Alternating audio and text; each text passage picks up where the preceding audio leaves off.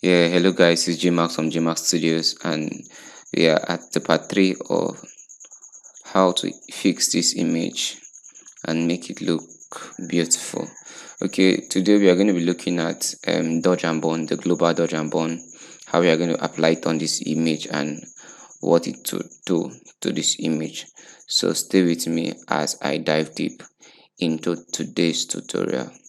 Okay, all right, we are going to first of all learn how we create the global dodge and burn layers.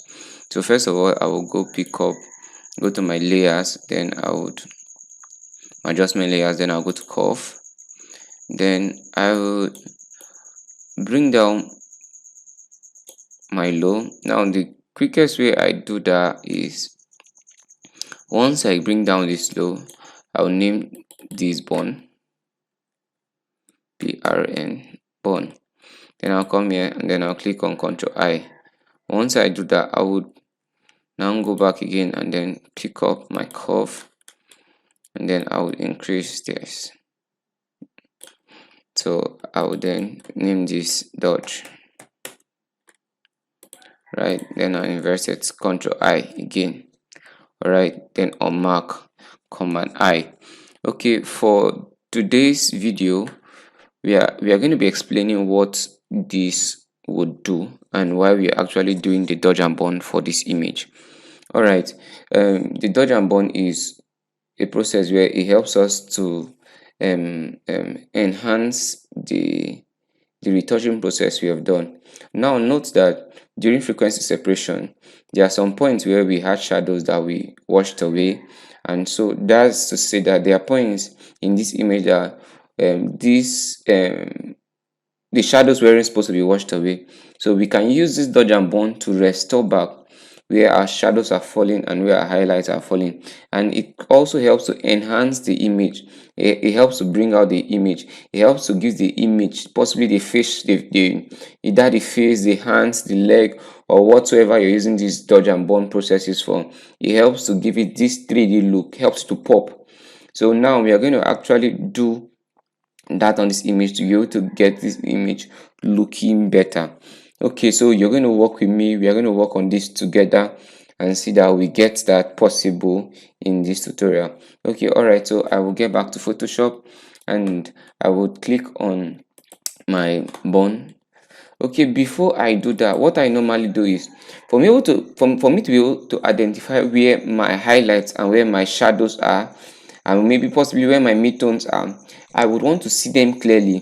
So the way I had a technique for my frequency separation, I have something else for your dodge and burn that will be able to help you ascertain where your shadows are falling and where your highlights are falling.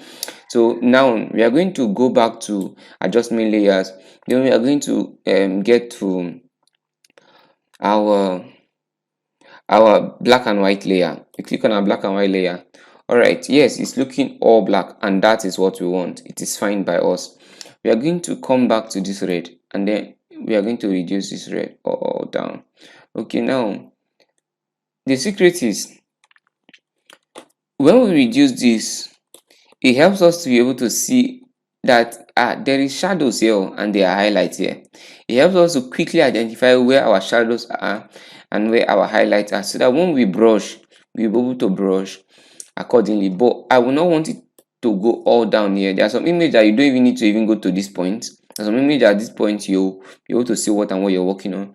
But I think I'm fine here. I like it here. I think I'm good. Okay, so the rest you leave it where they have, but just for the red, we are just going to tweak that to be able to see what we're doing. And for the dodge and burn process, this is just helping as a guideline. It's not going to affect what we are doing. So we are going to leave this, and then we are going to now use the power of layer marks. Now remember that we have our brush, right? We are going to increase this to 100. We are going to now reduce this to, we are going to reduce our flow to, let's say, I'm going to reduce our flow to 5. Yes, I like using 5 because it gives me what I want. So for those of you that you might have some mistakes, you want to use a lesser flow depending on what you're working on. All right, so I'll pick 5 for my flow, and then I will brush. Okay, now note that if for example, I'm working on this hand. I'm going to be having shadows here, having shadows here, having shadows here, having shadows here, having shadows here, and then I'm going to have having shadows here and also here. So do well to be able to confirm where your shadows are and then your highlights are before you brush. So you want to open up your image and then take a good look at it and then see what can be done so that you don't miss out on anything. And while you brush, you want to zoom in, zoom out to you to see what you're actually doing. So I will start brushing. I'll use my bone and then I'll start brushing.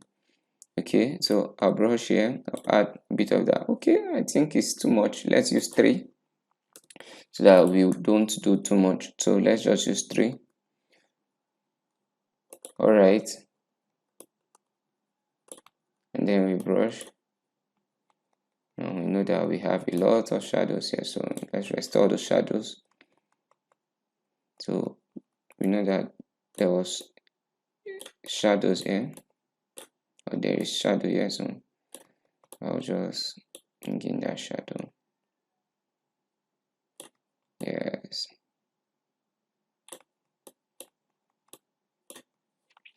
Okay, most of the times you would want to off this.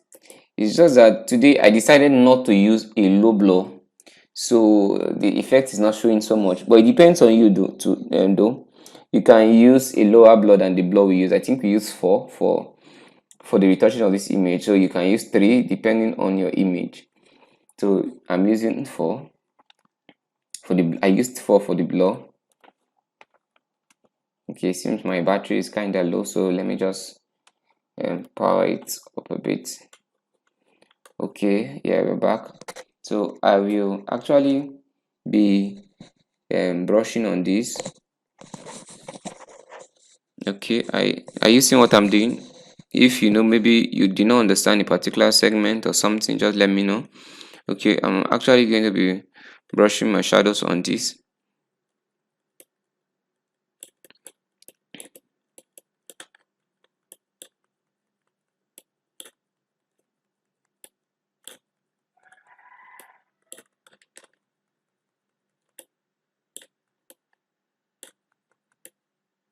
Okay, I will need to push this up a bit because I want to see this. I'm seeing I'm having my deep shadows. So for now, maybe I might be just be after where I'm having my deep shadow. Then I'll come to this hand, I'll brush this hand. What am I doing? Sorry, I'm on something else. Okay, I'll brush this hand. So you have to be very careful to see where I'm brushing.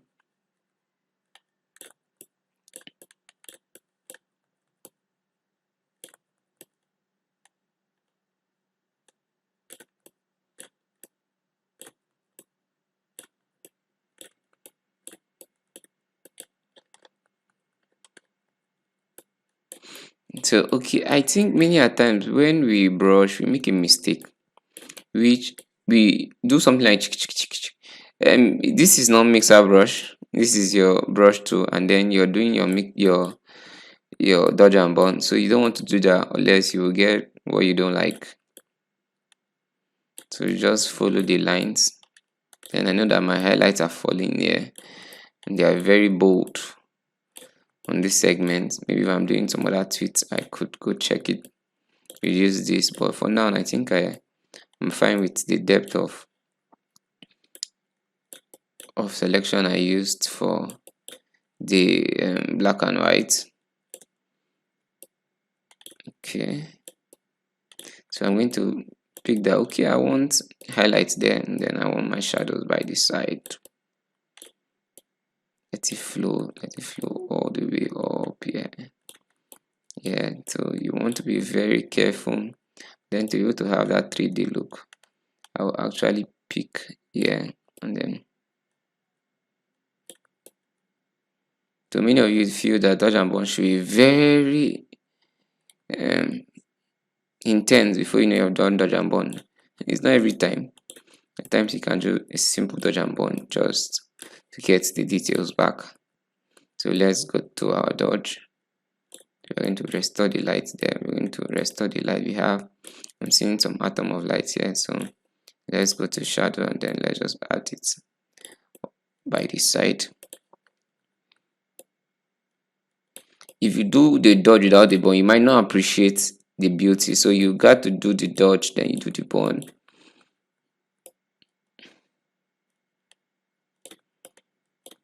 So for me, I actually would say that okay, I know what I'm doing, but for the purpose of this tutorial, I would want to be offing and on so that I actually see what I'm doing.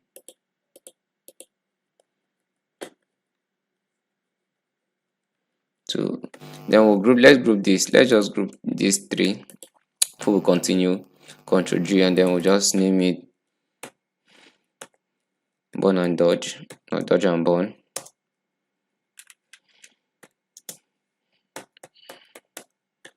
Okay.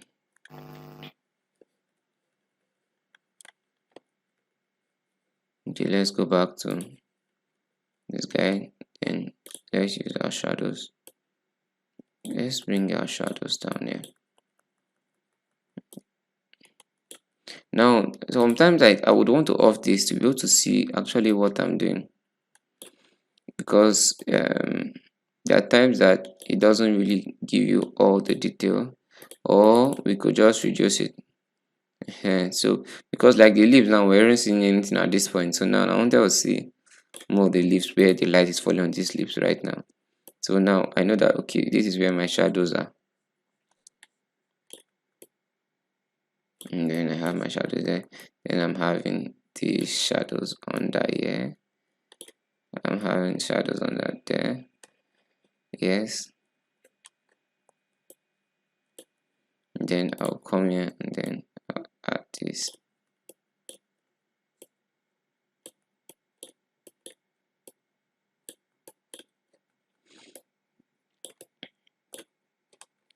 Okay, so possibly in the master class I'll be hosting, I'll show you guys how to actually fix this faster, to be pros in less than no time. So I'll show you guys how to actually do the dodge and burn faster and all. As in those ones are sure you have to be experienced in it, but this is like a guide to what we're doing there. I don't know you're ready to build, so that one is still far. So this is essentially everything you need to be able to do what you need to do on your image. So don't lose focus on what we are doing here. This is very, very important. We actually putting all into this time, equipment, and everything to be able to get the sound equipment for us to be able to talk audibly for you to hear and everything, so that you won't tend to struggle. Okay, now I would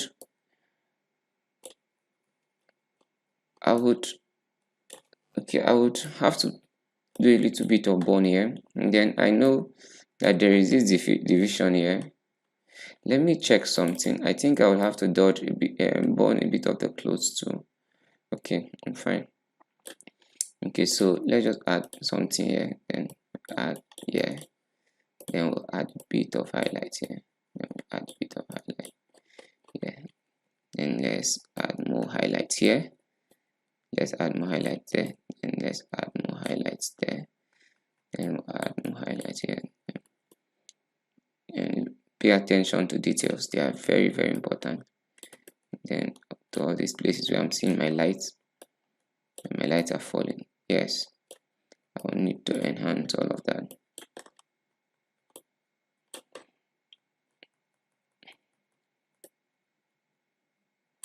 Okay,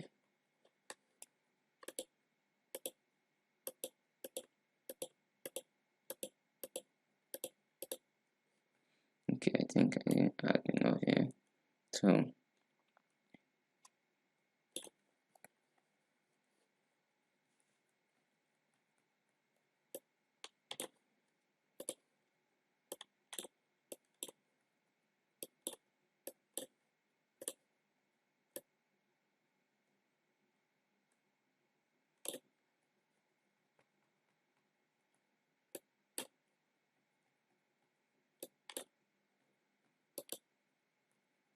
okay, so I guess we are done with this.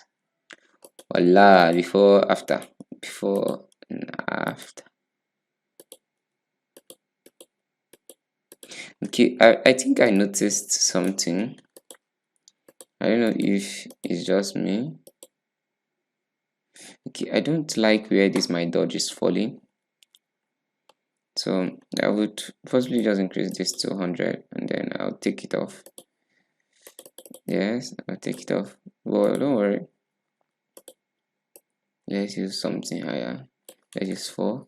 Then we're going to restore it back. I think this is this way supposed to fall. Alright, so before after. Let's also still take it off here. So that's why I love my layer mask, because it allows me to work non-destructively.